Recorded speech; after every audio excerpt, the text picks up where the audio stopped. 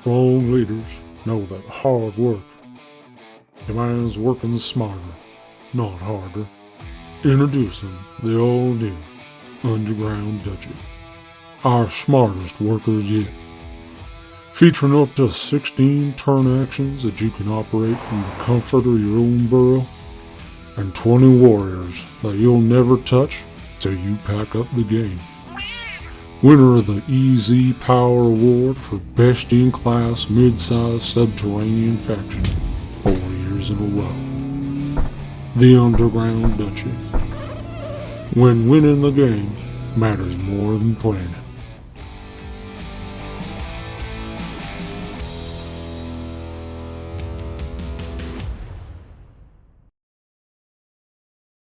Hi, Nevakanezah here for the Underground Duchy, the faction that does it all. Do you keep facing opponents who won't go a single turn without attacking your moles, and you can't help but wonder why?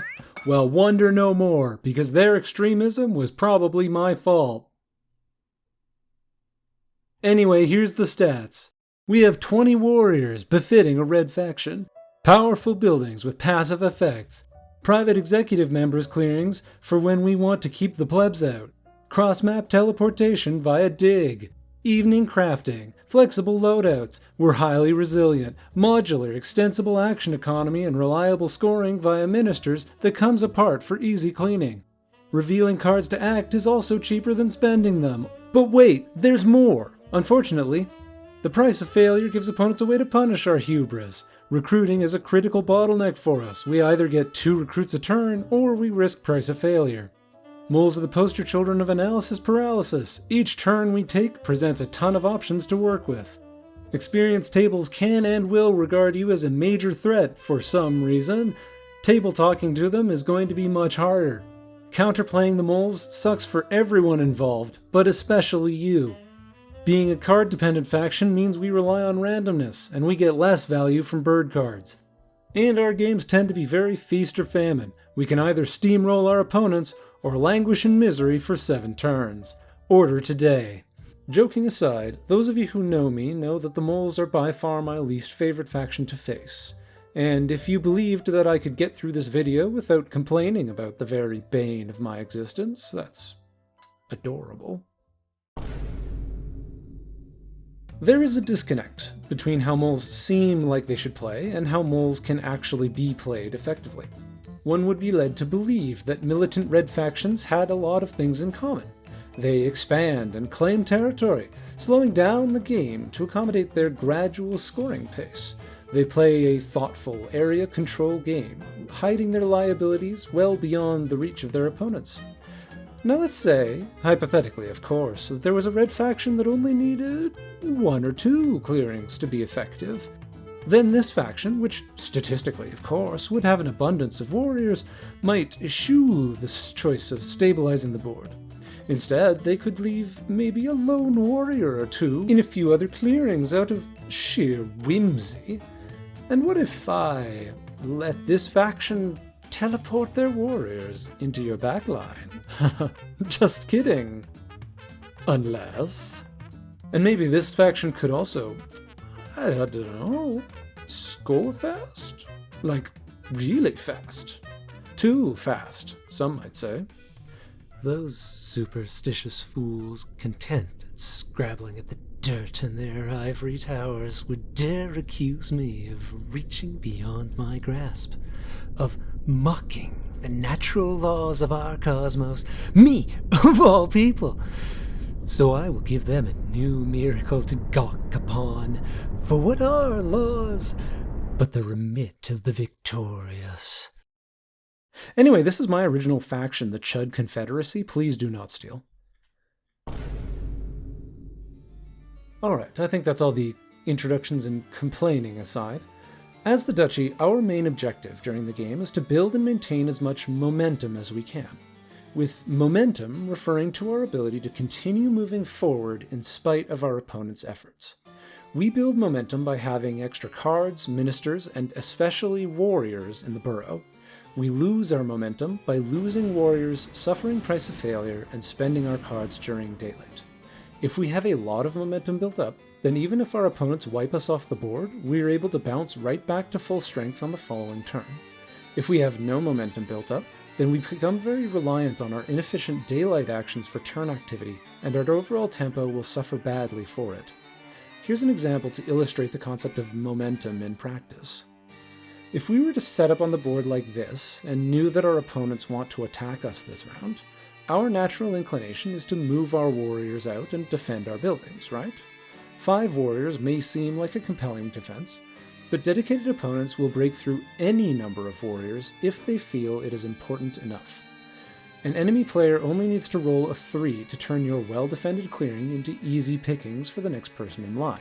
Worse still, if the next player rolls a 3 as well, that spillover damage will only remove one of your buildings, allowing them to trigger price of failure twice.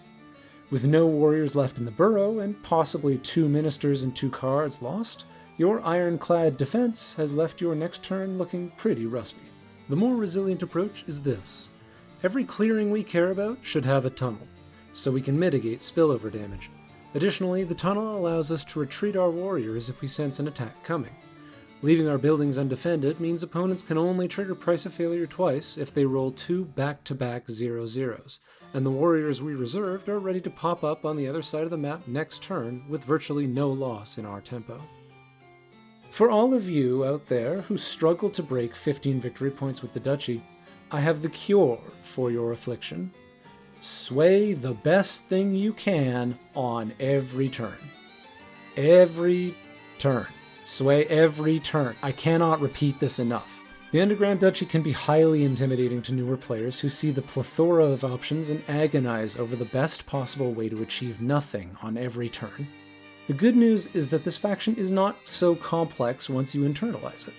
You figure out how you're going to sway the best minister you can, and then the rest of your turn actions are spent anywhere that seems reasonable. Swaying ministers provides a ton of points and a ton of actions, and there's no restriction on what order you need to sway ministers in either. Remember, if you don't sway, then you misplayed.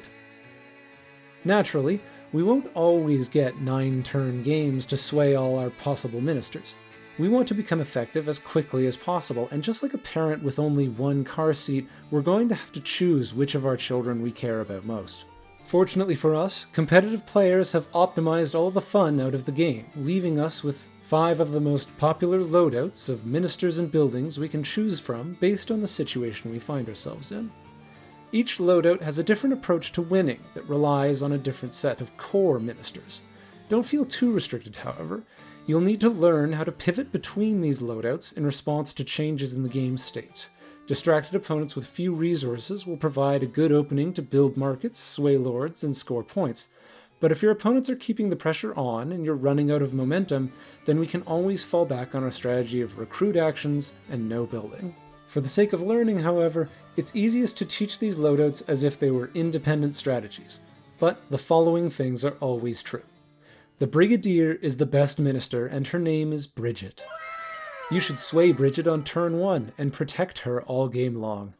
We want to spend our daylight actions on recruiting as much as possible, and Bridget is how we're going to do that without spending all our time moving. The Mayor is like having a second Bridget. You can live without the Mayor, but you shouldn't do it for very long. Swaying a lord on your second turn is often valuable. They're worth a lot of points, and they act as protection for your Brigadier. During these early turns, it's easier to maintain your board presence, which means that it's a better chance to sway your more expensive ministers. The reason for treating your lords as being sacrificial is that your noble row does not really have wiggle room for losses. Your Brigadier and Mayor are the core of most mole gameplay, and losing even one of the crowns on this row means foregoing the banker, who is often your win condition on the final turns of the game. With the exception of the 4 mole, our ministers let us do more things for free every turn. There's almost no reason not to use all of them every chance you get. Without further ado, allow me to introduce the core mole strategies. The first and most historic of these, Swole Mole. This strategy is the reason my therapist keeps diagnosing me with a military-industrial complex. It's the game plan everyone expects from a red faction. We're going to build all of our citadels and then frag out on our opponents via dig and battle. The Earl and Duchess help sustain our scoring when we aren't eating cardboard. This approach aims to oppress any hope of counterattack from early on, because you really need to defend your buildings. Swole Mole scores decently and has the most board presence, but it suffers the most from price of failure. Next up is Smole Mole. Just like the basement dweller who believes his speed is superior, this strategy relies on never exposing yourself to a challenge. It is the antithesis of Swole. Smole Mole came about once people realized that the Duchy could still win the game without being on the board whatsoever.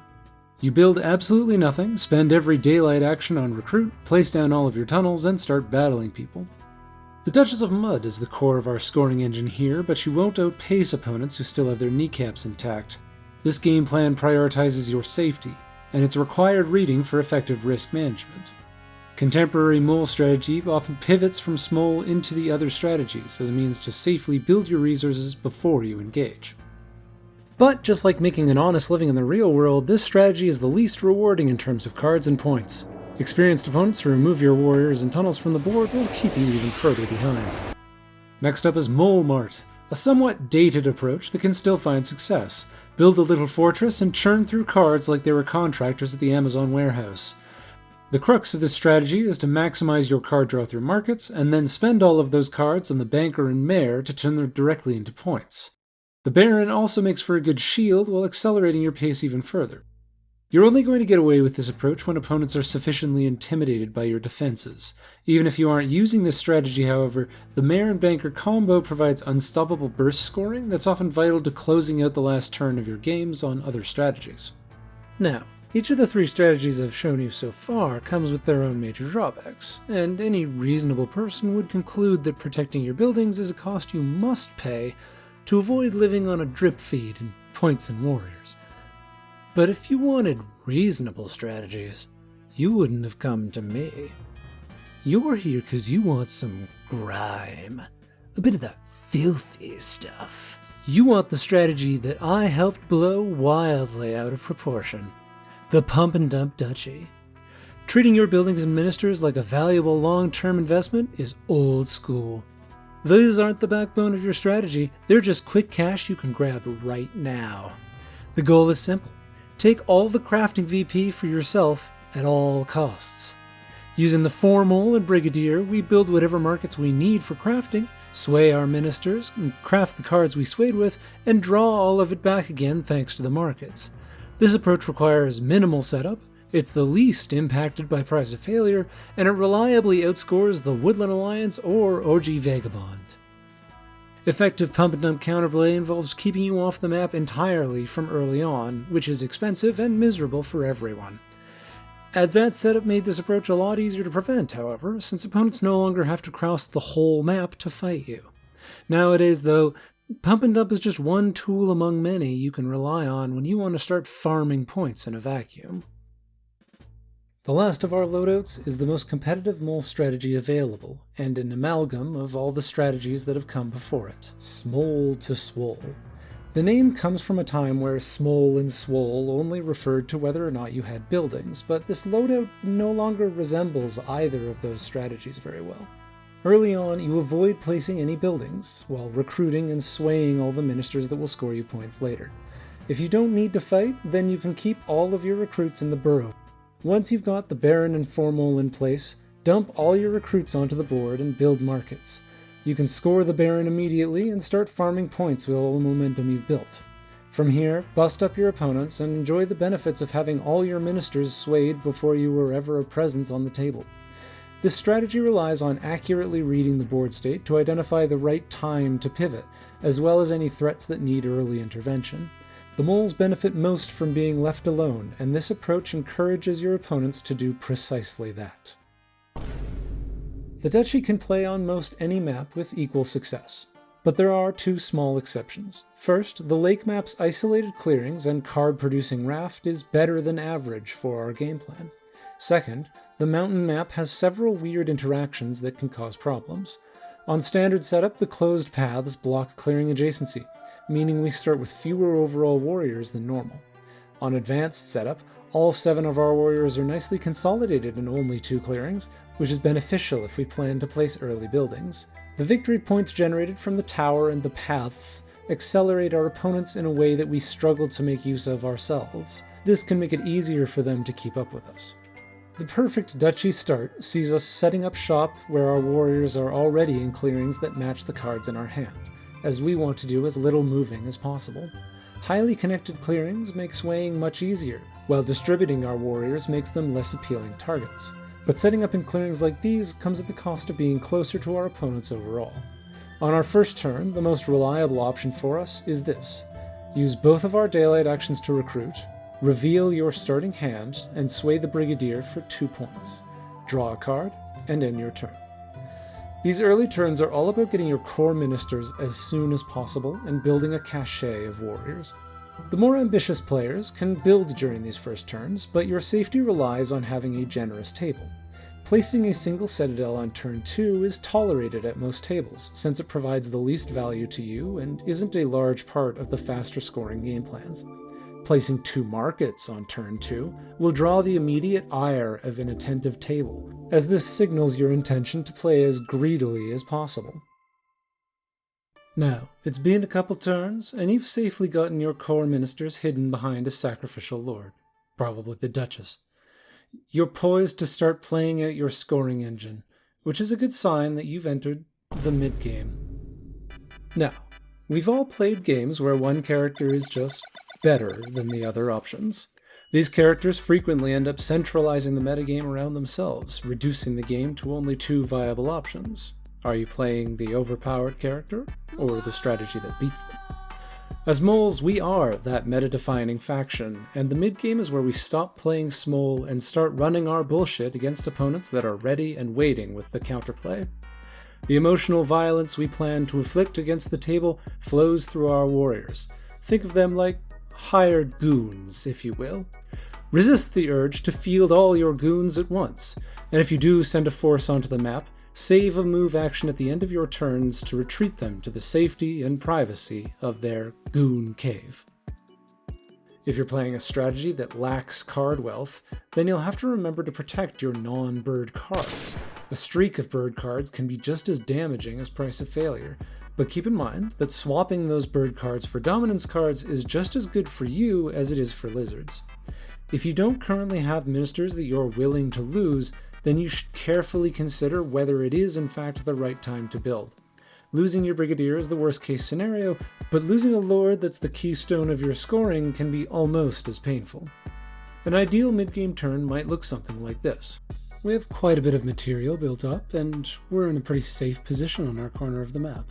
There's some loose cardboard from a couple opponents sitting alone on the other side of the lake, but with a couple of bird cards in our hand and a fairly limited action economy, it's hard to say exactly what our best turn here could look like. Players less familiar with the moles would probably be happy with a turn where they recruited more and stayed in their corner, swayed someone like the mayor, or possibly spent a dig action to get some of that cardboard through the Brigadier.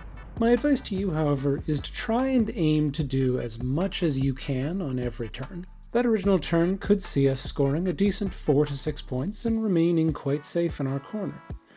Or we could start our turn by swapping one of our bird cards for the Fox Dominance card, minimizing how many revealed cards we'll have to discard later. Then we could dig our way into the clearing with the Raft, then use our daylight action to move and gain a card to replace the one we spent. The tunnel we leave behind improves our ability to sway, while we still retain the same ability to fight the cardboard in this clearing. With our newly acquired suited cards from the Dominance rack as well as the Raft, we're now in a position where we can build in the clearing we've just moved into, in addition to swaying a lord instead of just a noble. The lord provides valuable padding for our minister core, we gain more points from both the baron as well as our sway, and at the end of our turn we're in a position to craft this sword we have. A much more effective turn, wouldn't you say? Now, we've played several turns, and we've run out of ultra-premium gourmet lords to sway, and hopefully we've generated a respectable lead over our peers in the process. We've made it to somewhere around 20 points, which means it's time to close out the endgame. In fact, in most mole games, you won't need to fret too much about the endgame, and you'll find that running through all of your turn actions, as you hopefully have been, is more than sufficient to reach 30 points. But if you've been unlucky, or someone on the internet gaslit your opponents into hating moles because of that one video I made, then you might need to stretch a little bit more for the last points you need. This is the phase of the game where every mole strategy starts considering the banker. With no more lords to sway, we no longer have to set aside 4 or 5 of our cards every turn. Instead, we can use the banker to convert all of our hand directly into points in a burst of flagrant, sweaty greed. Remember that the bird cards are wild for the banker, and the mayor can allow you to repeat the banker's ability for a second suit if you need to drop more cards. If you aren't able to pay to win using the banker alone, remember that you can still sway using your remaining cards, albeit for a lower rate of return overall. After the banker, the only source of surprise burst scoring at our disposal is crafting. Remember that you're choosing between swaying, the banker, and building additional crafting pieces. The calculus of how you use these cards can become fairly complex. The only help I can offer you is to remember what all of your options are and choose intelligently. But with enough momentum and a little bit of luck, I have personally piloted the Duchy to victory with a burst of 13 points or more, much to the amazement and chagrin of my opponents. Now onto our matchups. The Alliance and Crows are two of our most annoying matchups, but only if our opponents are playing them right. By setting up on top of us at the very start of the game, both of these factions can rob us of cards right out of the gate. Starting the game with only 2 cards in our hand means we can't sway Brigadier until turn 2, which can represent about 4 actions we no longer get to take over the course of a game. That's as much as most factions' entire turns. Cell phone bad. Wife bad. Woodland Alliance bad. The Woodland Alliance is the bigger threat of the two by far, mostly because their card taxing abilities are constant while their scoring pace rivals our own. Establish martial law when you can early, and do everything in your power to pretend that they are someone else's problem. Be aware, however, Leader Games has recently ruled that Dig must move at least 1 warrior. No more can you dig for the sake of having 3 tunnels, you now have to suffer the sympathy that's in that clearing. However, if you find yourself choosing between stopping the Alliance and protecting that 1 card you like, then fret not, there's a workaround. If you reveal cards in your hand in order to build, they are no longer in your hand, and safe from being discarded to the Woodland Alliance. Now go forth and deny people the tithe they're so rightfully owed. For the Crows, once we have Bridget and are recruiting online, we can just start farming this faction for points. Don't even bother with exposure, instead just send excess warriors to battle their plots, because the Crows can't afford to stop us from doing this all game long. The Rats and Birds are our 2 worst matchups overall. These 2 factions deliver a level of violence that would make Jack Thompson giddy. If the only way to stop our victory involves board wiping us on every turn, these 2 factions are willing and able. For the Birds, we're mainly concerned about the charismatic leader, God of War approach. The commander is threatening but brittle, and the other 2 leaders are too passive to really stop us from running a very greedy strategy. Take whatever turmoil opportunities you can find, and consider preemptively thinning their warriors if turmoils are unavailable. But if the Birds aren't running your pockets every single turn, feel free to sit back and race them for the end game. Both of you enjoy being left alone, and you're the one who can score harder. Just be aware that the other 2 players at your table will be absolutely miserable the entire time. Yes, I'm talking about myself. For the Rats, we must learn to live with the reality of actually behaving like a militant faction for once. As soon as the Rats reach a critical mass, they're going to come for us, and playing defensive will only amplify our losses further. Beat them to the punch with a swole strategy, and focus on protecting your warriors more so than your buildings. Digging into their backline to wreak havoc and destroy strongholds can split their attention while slowing their recruitment as well. Lizards get an honorable mention for being the greatest possible threat we can ever encounter. On paper. Sanctifying buildings is by far the worst thing that can happen to us, because it triggers price of failure for every building sanctified. In most games, losing 2 or 3 buildings this way would be a death sentence to us. The caveat is that lizards depend on the outcast suit going their way in order to sanctify us. And guess who just so happens to have one of the strongest card draw engines in the entire game? When facing the lizards, your strategy should involve a non-zero number of markets, with the added card draw going towards controlling the outcast suit as much as you can. When the outcast is ready to turn against you and you're about to get sanctified, you can always abandon your buildings preemptively in the hopes that other hungry opponents will battle your cardboard away before the lizard's turn comes around. The temptation of those easy points often outweighs the wisdom of maximizing damage dealt against you. And just like my advice to any other militant faction, it can also be valuable to fight the lizards yourself. Even if you aren't able to break a garden, the acolytes that you feed to the lizard cult creates a powerful temptation to use them on a hated suit that you aren't occupying.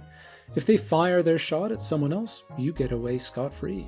The Cats and Vagabond are two matchups that are generally favorable for us, especially if you play using Despot Infamy.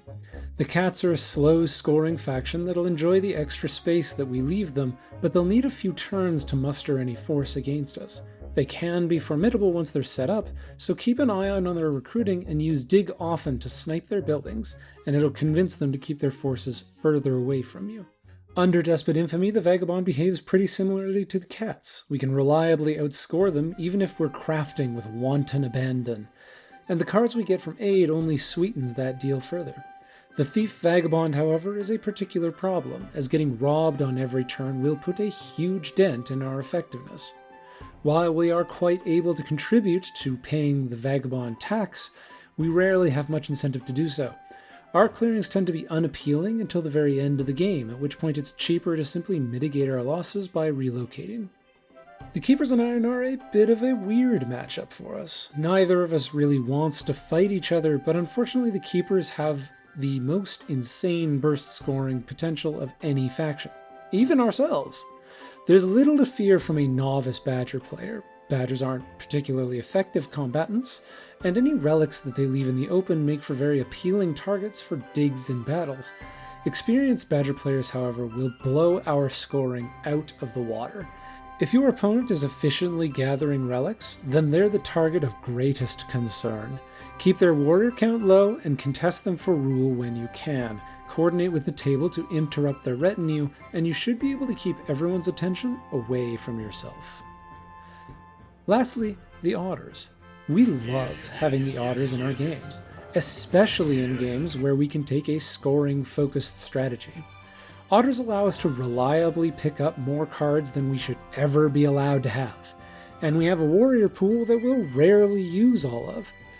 Now, the common wisdom among most tables is that one should never overfeed the Otters so that you don't end up in a terrifying Otter endgame. But there's a loophole. In order to score effectively, the Otters want to have a good supply of their own funds that they'll use to place trade posts on clearings they control. But if we are buying cards from them on every turn, they'll never have these Otter funds. Instead, they'll be absolutely flooded with moles. Moles they can never use because we rarely rule more than a couple of clearings. I have done precisely this approach on far too many occasions, and virtually no one has stopped me yet. For most Otter players, the inability to place their own trade posts will choke their engine as we soar to victory. Clever Otter players, however, have some counterplay. They can export cards they don't need if they know that we're planning to buy something. They can mill the deck for all the crafting to take it out from underneath us so that we never have access to it. And finally, they can amass a giant ball of Otters to delete us from existence. But so long as none of these things happen, nothing can go wrong. Our cards are like beloved children to us. However, every good libertarian government knows that each child has distinct economic potential. I'm only going to cover the most important ones here. Every craftable we can find is sacred. Don't go throwing them away now, or you'll go blind. Tax Collector, Better Bureau Bank, Stand and Deliver, and Marine Broker all allow us to play our turns with more than 5 cards, which is something our opponents should never allow. If you can afford these easily, they're certainly worth it. Swap Meet and Charm Offensive are like those other cards, but worse. Eerie Emigre, Cobbler, League of Adventurous Mice, and Command Warren give us extra actions, which lets us exert more influence over the board without actually paying for it. It's good, but only when we have warriors to spare. Partisans, Informants, and Propaganda Bureau are amazing cards for everyone else. Paying for things in cards is a currency that we rarely want to afford, but these crafts do have some important niche benefits. Partisans can eat cardboard when you've already bankered your hand. Informants guarantees a card suit if you just can't draw what you need. And for Propaganda Bureau, Coffin's Royal Claim and Engravers are what the Magic the Gathering community would call win more cards. They're only good if you're already in the lead, but they can't turn a bad game around. Feel free to craft these if it's easy to do, but don't get lured into focusing your game plan around them. It's worth noting that the burrow counts towards Royal Claim, however, so if you do pull it off, you'll get some extra value out of it. Finally, False Orders is a card that needs no introduction, but be aware it can move moles to and from the burrow to devastating effect. And that, honorable viewers, is the Underground Duchy, a faction that proves once and for all that you can have every advantage in the world, but it still can't buy you a personality. Thank you all for watching, and as always, subscribe or don't, I'm not your dad.